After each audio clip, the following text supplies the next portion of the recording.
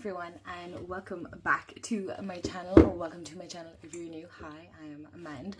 I decided I'm going to include my very messy coffee cup, and this is actually my second cup of coffee, so we don't judge around here. We don't judge. So today is it's an exciting one. I'm actually excited to do it. I'm a little bit nervous, but at the same time I'm really excited about it, right? So one of you lovelies gave me the great idea of like doing side-by-side comparisons of the same cards but from different decks, okay?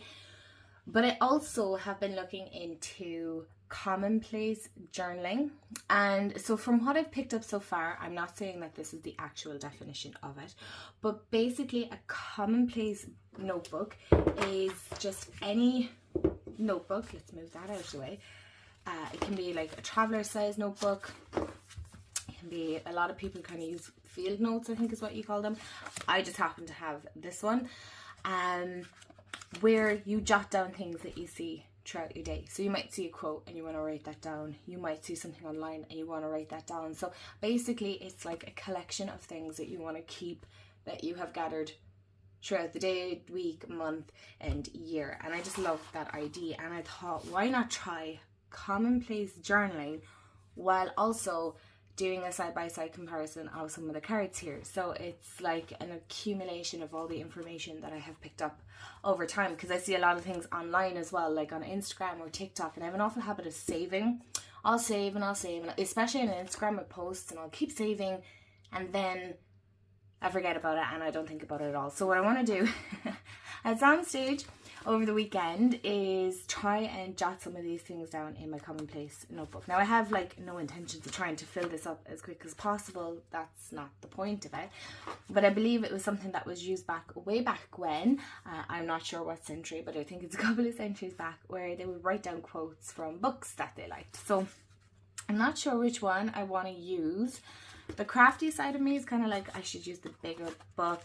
I feel like the paper is actually a little bit better on this one. It's a little bit thicker, and I can also like decorate the front of this. But then the other side of me is like, this is so cute to bring around. I can pop this into my handbag. It's a little bit handier size. The only thing is it is lined, but at the same time that's not really a bad thing either. So maybe for the purpose of this, I'm wondering, would this... No, I think both fit in it. I might leave this for a different project. Who knows? It's a second notebook there. So what we're going to do, because you're probably like, meant like, okay, we're Commonplace booking, but what else are we doing? Okay, so we're doing like a side-by-side comparison of cards from different tarot decks. I hope I'm making that clear. So what do I mean by that? I have this all laid out. I have 1, 2, 3, 4, 5, 6 different decks. Witchy style decks. Now, I picked witchy style. You do not have to, because I just thought this would be a fun way of doing it, to see each one of them are like of the witchy element. And so I do have my traditional Rider-Waite. This is the Radiant one, for anybody that wants to know what deck that is. And I feel kind of like, why not start off with the Fool? Okay, so it's like the first card of the tarot, and to do a comparison of each deck with the original Rider-Waite Smith card. Okay, so the whole thought process in my head is that we look at the Fool. I'm hoping... Yeah, I know where I record is like right underneath a window, so I am sorry if it's a little bit washed out. But if you have a traditional Rider-Waite, if not, you can take a screenshot of this and use it as a reference if you want to. If you don't want to go online and look, that's totally fine. And what my thought process is, I have 6 other Fools, or variations of the Fool, from 6 witchy style decks. And what I wanted to do then is, with each guidebook, with each card, is to look into... Okay, so this is kind of, yeah, what is Okay, so the Fool is actually at the end of this. What was the meaning that they wrote down in each book? So I'm hoping that makes sense to you. So that I am jotting down. Now, I won't be doing reversals. For anybody that might want to do reversals, I'm not doing any reversals. So I am just doing a comparison on each card. So each of the Fool. I'm just trying to see. So this is going to be definitely a process, by the way. So I would say grab a snack, grab a drink, grab your pen and paper and the decks that you want to work with, and we will start. And I'll start by telling you what decks I'm using first of all. I'll list them all below if you want to know, and I'll make sure I do that. And yeah, this is really kind of a journal along with me, while also trying to get into commonplace journaling. I have an awful habit of trying to get into lots of different things. So anyway, I wanted to try this out and I thought, why not do it this way? It seems like such a fun idea. And then also, you know, a lot of us might find it a little bit difficult to study sometimes, or make that time for study. So this, I feel like, is a great way for me to learn a few new things, for you to have somebody to learn it with. Okay, so I hope we're all ready. So I have my pen and my pens that I want to use. So I have my... This is an old one. This is a Bic Intensity. Yeah, it's like a little kind of felt tip. I don't even want to say it's gel, it's not. And my Zebra Z-Grip. These are one of my favourite biros. I absolutely love these. I'm going to use my Harry Potter little notebook that I have for journaling and jotting down. So I am actually going to leave the first page free because I don't know if I want to make an index or not. And I also have a ruler, because a very noisy metal ruler, because I've seen a lot of people kind of do, I'll just show you here now. I'll actually do it on the second page, where they, no, I'd say their field notebooks are probably bigger than mine, where they've drawn a line down here. And so what you do then, that is not even a straight line. My gosh, oh no, it isn't bad. You jot down what it is that you wanted to keep, and then you put your own thoughts in the margin here. I thought that was a fun idea. So if you wanted to do that with your tarot journal, we can do that, or your commonplace tarot journal. I don't know, I don't want to call it just a tarot journal. Do you know what I mean? I don't want to just say this is what it's for, because I feel like this would be a great one to just bring around. I just feel for this purpose, it'd just be fun to kind of start a commonplace journal, if that makes sense. So yes, the decks that I'm using, let's get into that, because I'm sure you're probably itching to be like, Matt, what decks are we using? So what decks are you using? So the first one, no surprise, I am using the Green Witch Tarot. Now I have the boxes beside me, but to be honest, it's too much of an effort now for this video to be showing you the boxes when I've showed them here 1,000,001 times. So I have the Green Man, which is the Fool, on the, I'm going to move this journal out of the way, from the Green Witch. I also have Tarot of the Witch's Garden. So we have this one. I feel like I'm going to run out of room here. Then I also picked the Modern Witch Tarot. Is it the Modern Day one? Okay, I just lost one of my decks. That's fine. That's okay. Okay. The Fool from Modern Witch Tarot. Okay, so we can kind of already see some similarities, and not really at the same time. So this is why I kind of picked a variety of them. I also picked the Everyday Witch Tarot, of course. So that's the Fool on that one.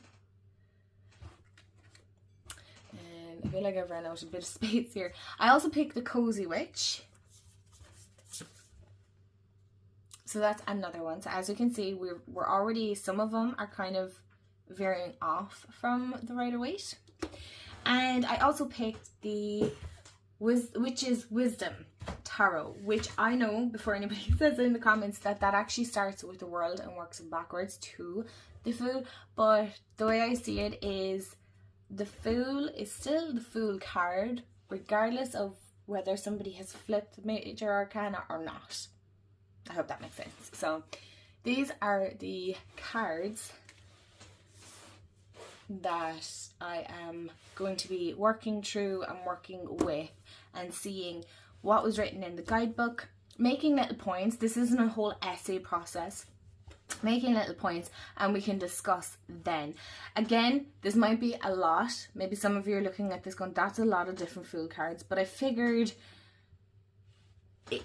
yes, it probably is, but you can already see how some of them already look quite similar in one way, and in another way some of them have kind of veered off from it as well. Okay, so I thought we might as well start, and I'll zoom you guys in a little bit here.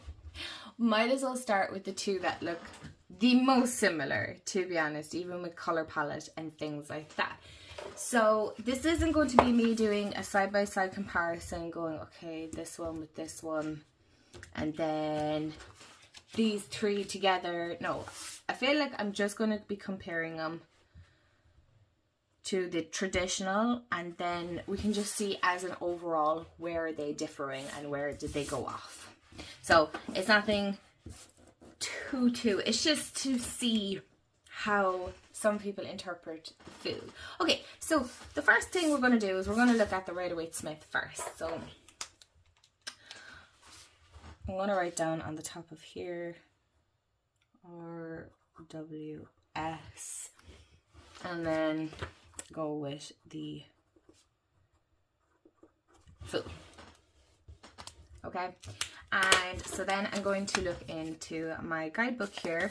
So as we can see, there's a whole load of keywords here. So just to jot those down, we have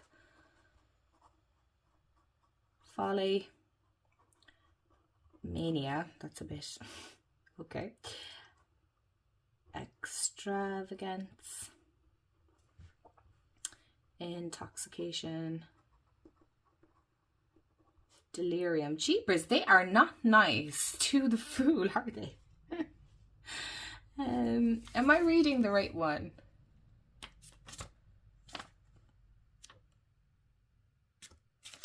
Yeah.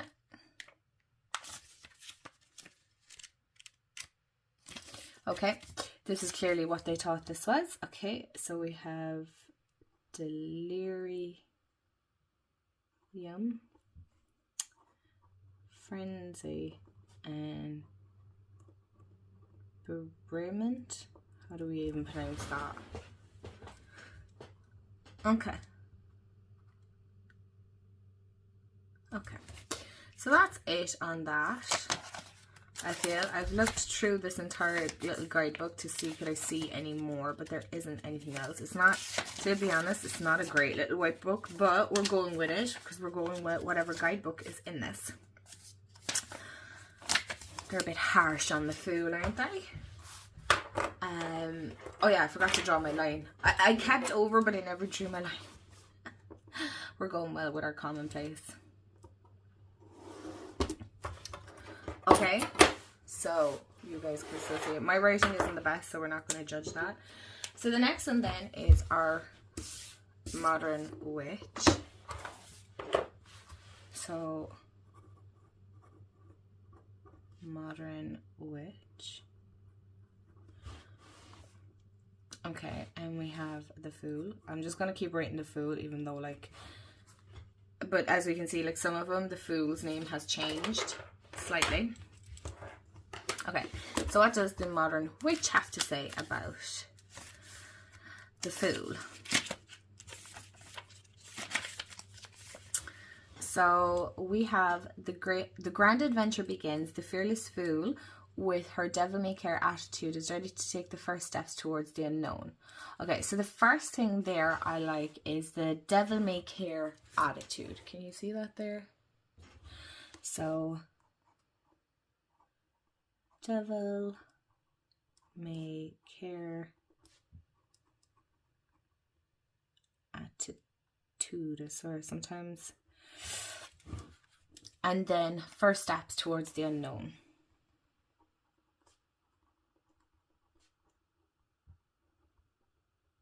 I'm just going to go unknown. Pure passion and optimism fuel her as she dances to her music, to joy itself. So pure passion and optimism.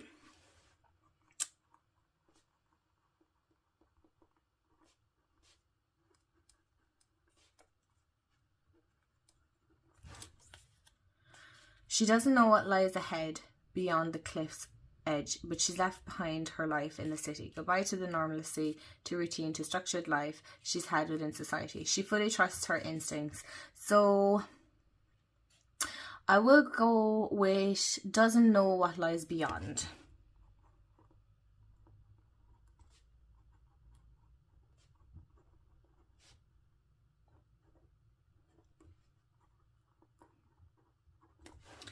And fully trust her instincts, I think was another one, wasn't it?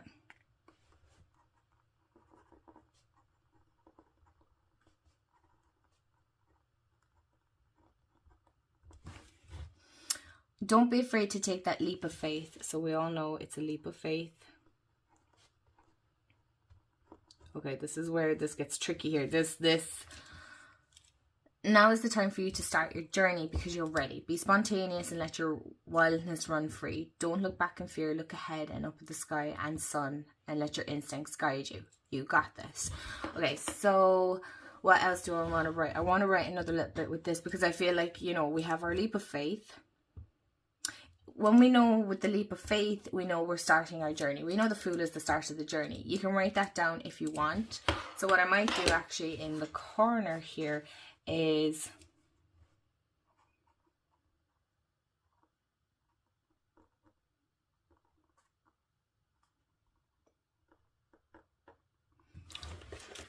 so we know that. Be spontaneous and wildness run free. Okay, so we don't need to write everything that's down in our notebook. So as you can see so far, this is what we are coming up with, so that we have a reference to each of them. So I'm going to bring out right away again. I am going to, okay, so my pick does bleed through slightly, so I am going to do my little lines. Quite enjoying this actually. I hope you are too. I didn't want to pick too many cards, but I suppose 6 might be a lot. But I wanted to pick some with like short guidebooks, some with longer guidebooks, so that we have a good comparison of the lot. So, as we can see, just to quickly guide, this is pretty much a clone of the two, of the Rider-Waite-Smith, okay? We have the yellow. It pretty much the same stance. The clothes are a little bit different. The flowers are still kind of the same. We still have the red representation. We have a city in the background, whereas we have mountains here. We have kind of the valley down below, a little bit like that. We have the cliff, we have our companion. So pretty much it is a clone. I wouldn't say in that sense it veers too much from the original. Maybe a little less yellow, but still yellow all the same. I know a lot of people have an issue with the yellow, but colours do actually matter when it comes to cards, for me personally anyway, and I can get it from the artist's point of view. Sometimes you like to stick with the original here. You know, she does have a backpack. It's not on like a stick like this. I know there's a word for it, I can't think of it. She has a backpack, so it's pretty much the same. She's looking up, you know, it is the same. They're facing the same direction. They're going off this way, so it's pretty much, as we can say, close enough to an actual clone. So the next one that I feel like is pretty much a very similar as well is the oh my gosh, what's the name of this? The Witch's Garden. That's it. The Tarot of the Witch's Garden. So I'm just going to call it Witch's Garden Tarot because otherwise I'm going to be here all day writing. Witch's Tarot Garden. No, Witch's Garden Tarot. Oh my gosh. Witch's Garden Tarot. It's okay. I have Tipp-Ex, so we can get rid of that. Witch's Garden Tarot. And then it's just called Fool. Okay. So, let's open our guidebook. I'll zoom you guys out so we can see the guidebook.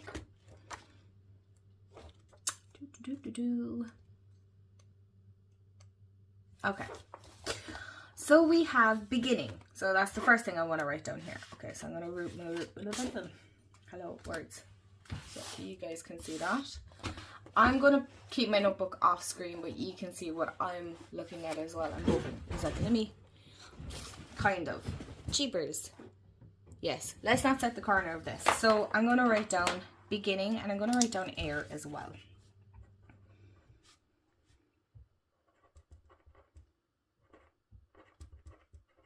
And air.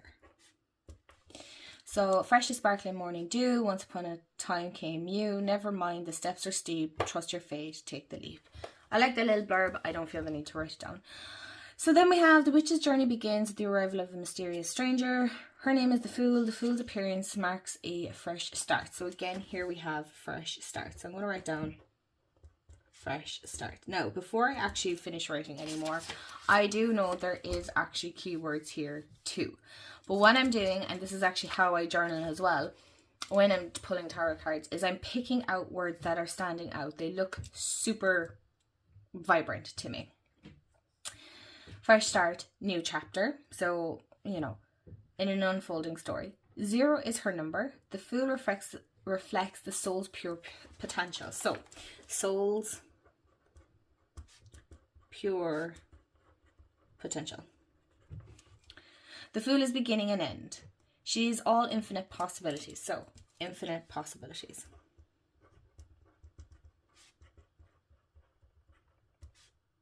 Possibility. The entire tarot exists inside of her. The Fool is the seed of the tarot deck, right? So, where I'm going to go is seed of the tarot deck. Because I like that. I find that interesting.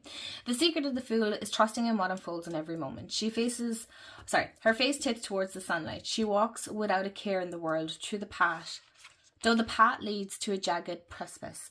Her path regenerates as her feet touch the ground. There is no fear, anticipation, or danger. Trust in the journey. So I like trust in the journey.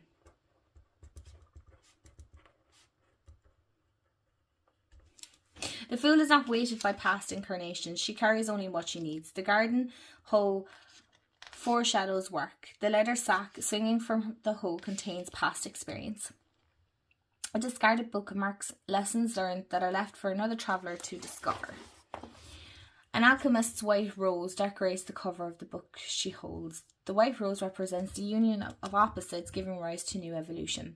The symbol of elemental air is embroidered upon her chest. Manifestation is seen in her boots and blossoming flowers. A gleeful dog leaps beside her to represent joyful animal communication and companionship. No one walks alone. The Fool indicates a fresh new adventure. So what I do want to write down as well, because I like that, was no one walks alone. Again, these are just like little snippets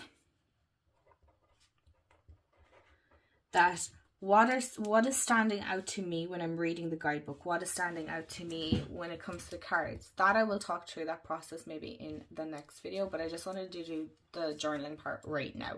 So here we have new beginning. So because I have beginning written here as a keyword, I'm not going to write that again. Flowering potential, that's pretty good, so we can write that down. Even though we have soul's pure potential. Freedom and travel, so that's pretty good. So we can write that down too if we wanted to. Innocence and optimism, odd and silly behaviour, outlander, fresh chapter. So we can do your innocence and optimism.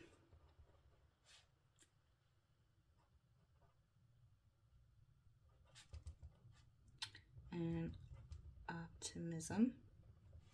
Odd and silly behaviour.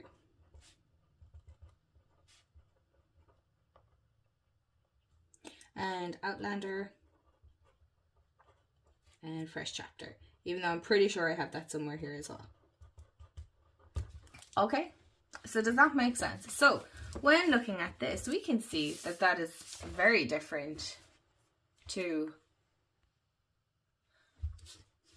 the traditional Rider-Waite in one way, because with what we wrote down in the traditional one is like folly, mania, extravagance, So while this one has his arms more thrown out, she's kind of far more confident. So this is kind of like, to me, yes, that devil may care attitude, right? This is the same. But yet this fool in this tarot deck feels a little bit more confident to me. I feel like this fool kind of knows that she's leaping into the unknown. Whereas these two, they don't really care. They're like, okay, yeah, whatever, we're here for it. Do you know, that kind of way? So in that sense, this feels like a much younger fool than what this one is. I feel like this one is far more mature. So I'm actually going to write that in beside it.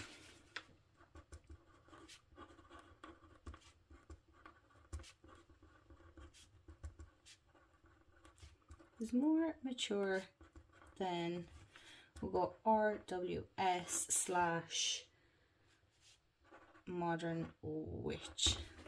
So I have obviously shorthanded that, so RWS and MW.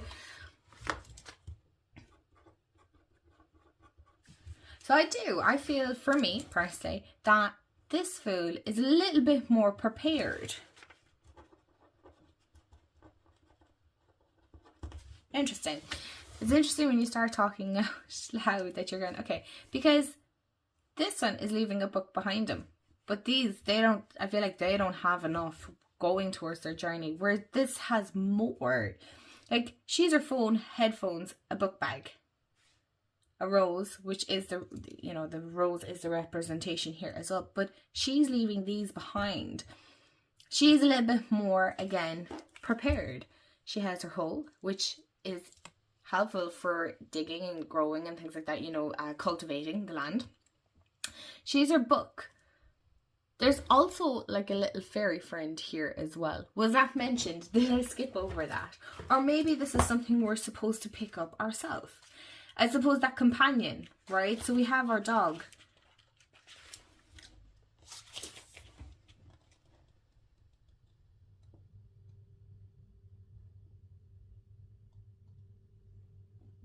So really, we know she's not alone. These aren't alone, but she's definitely not alone.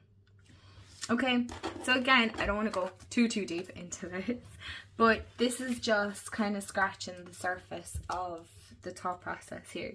So let's do, just to change it up a small bit, the green man. Okay, so the green man is totally different again. Just to zoom you guys in.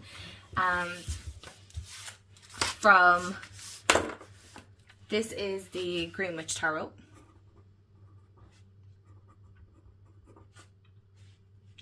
And then we have the Green Man. And so we can see that this is totally different again to the Rider-Waite-Smith. I mean, we're kind of looking at this, I know myself, and I'm going, where the heck is this the fool? So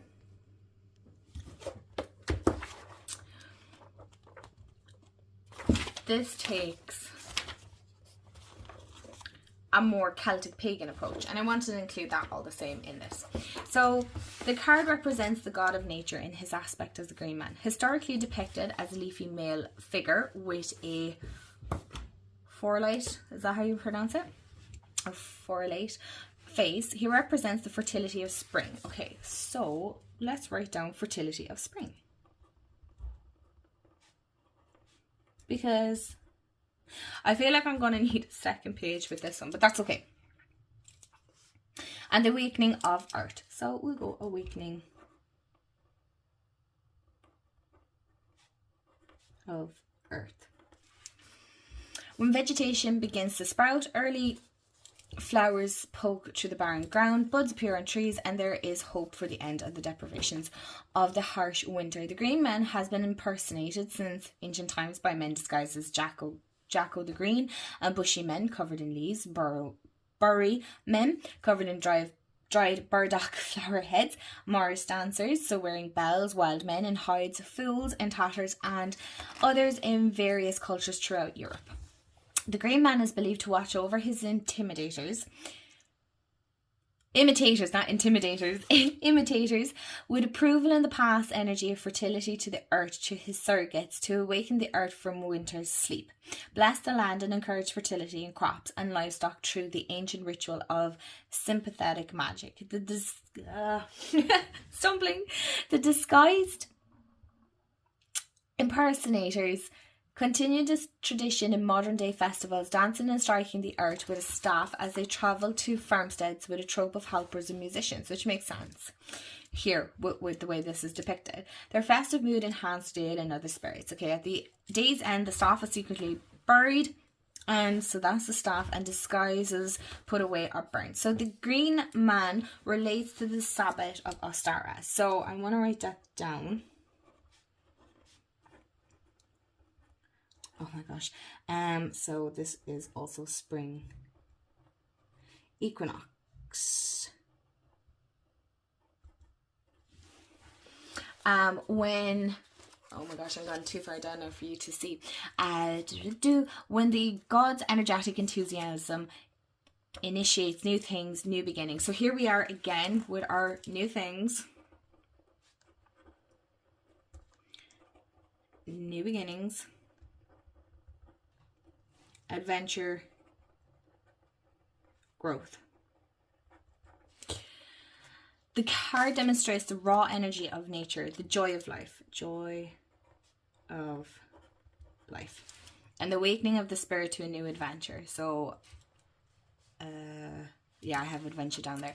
Awakening Mother Earth for the goddess a spring maiden. This potential chaotic energy should be directed with caution. So, I do want to say chaotic energy.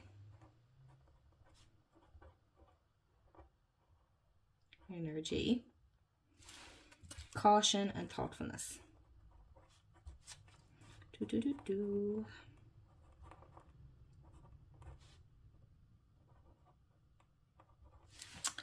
So it is not wasted. The zeal of this card may border on recklessness, so that's what we want. We don't want recklessness, but we want recklessness. And the querent is reminded not to take this energy to extremes, and for there are always consequences to actions. So I am going to write that on the other side. I'm going to pause you guys for a minute. Okay, so just to make it easier, I kind of just went off and did a couple of lines to rule this out, at least then I don't have to keep stopping and stuff. So I was at reckless. Of course I was. Recklessness, and the querent reminded to not take this energy to extremes, for there are always consequences to actions. So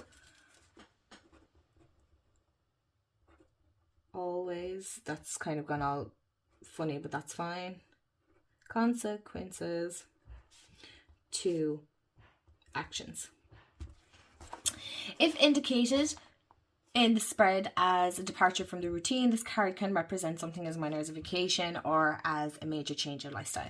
So then we have mugwort, symbolizes fresh starts, fertility, magical powers, and then you can go into that, the white dog support fertility.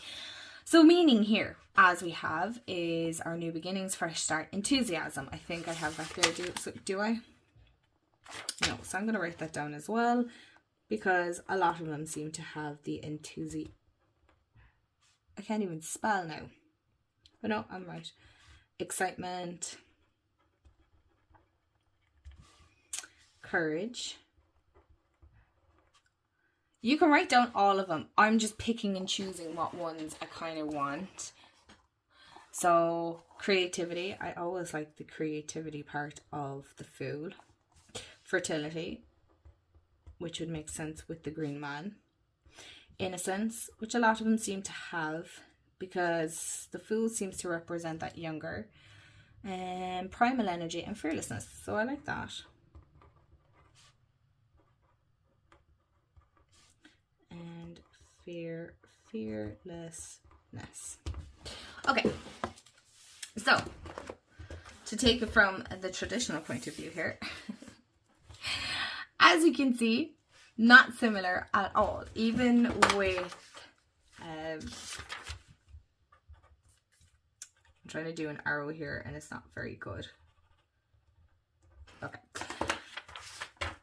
So as we can see, the Green Witch has far more, as does the Witch's Garden Tarot. Our Rider-Waite is kind of that extravagant, frenzy, kind of, in one way I would nearly say flamboyant energy. Whereas our Green Man, veering from this kind of fool, has that same kind of similar energy, is again like an older energy watching over the younger ones that are minding the earth. Okay, so I like that thought process, so I want to write that down the same. So older energy watching over the younger ones is the way I would put it. So you can do slash imitators, anything like that. So as you can see, is that face is quite content. There's nothing scary, there's nothing intimidating about him. So as you can see, it's far more, we have our mountains, whereas more forest, we have our water, things like that. So that does veer very much from the Rider-Waite, I would personally say. We can see there's a path, we can see there's a dog, but in one sense, if you look at this initially, you kind of, I would say it would be a hard one to see where it is a leap of faith, where it is that journey, where it is that going out, you know, where am I looking for, you know, maybe creativity, yes, with the music, but like where's the new beginnings in that sense? When you read the guidebook, it makes far more sense, but I can see why picture-wise. We see a house, it could be the beginning of building a new house, so there is far more detail in that sense. You know, maybe meeting new people, things like that. So we're kind of getting the sense and the feel of it. So I don't know, will I journal the rest of this? Otherwise, you know, we could be here all day. So what I might do is journal some of these off camera, because I'm just realizing this is quite a long, lengthy video. But I will go through the last 3 cards as well and what I wrote down. You don't have to watch the whole process, but you kind of get the idea of where I'm going with these 3. Okay, don't you love when you hit record and it recorded the wrong way? Anyway, so I was saying that I did do the Everyday Witch Tarot, and I was saying that I wrote down just, you know, the little bits, like sometimes you have to take a leap of faith. So we have our leap of faith again, which seems to be unanimous in one sense across the board. Into the unknown, which is another one. Attitude is joyous. Then I love this one here, is the cat knows the journey into the unknown is fraught with the peril, but he'd follow his witch companion anyway. I also love the embrace the unknown. Where's the next one? So I wrote down hesitating at the precipice of a big decision. After a while, you have to stop considering all possible options, listen to your gut and just do it. Have faith in yourself. So again, having faith. And even if it doesn't work out, you learn something new. So I really like that. Then I did the Cozy Witch. And I found this one a little bit more trickier. So I found the last 2 to be a bit more challenging, because this is the whole point, it's to challenge yourself.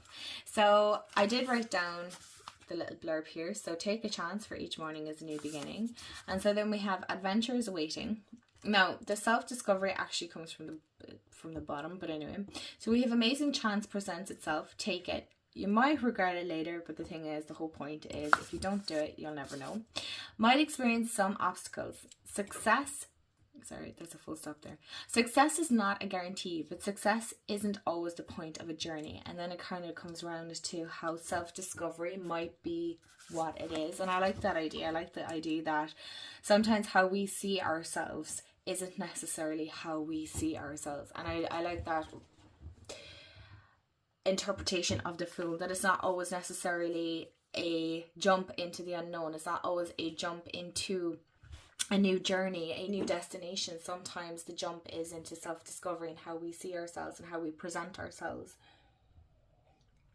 to others. So I like that comparison. Again, it's very different to our leap of faith into a journey, kind of spontaneous, a bit naive, a bit innocent, not really sure. Whereas this was taking a far more a self-discovery, self-love aspect. This takes a more pagan. traditional, I suppose, in that sense way. The pilgrim then is the one that I kind of stopped at, I'll be honest. I thought this would be a good one, so I'll hold my hand up there. And I started writing, every path is open before you. Patterns will emerge to reveal the pilgrim's purpose. Trust rather than foresight that guides her. And then it kind of started getting deeper, and then I stopped and I was like, okay, this is definitely a deck that is far more deeper in the aspect of introspection. Jeez, that's a lot of big words. Look, I'm not trying to make things complicated here for anybody, I'm not.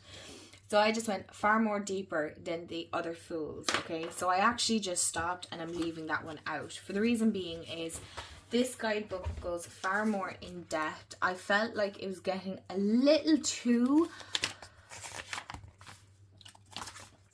what's the word?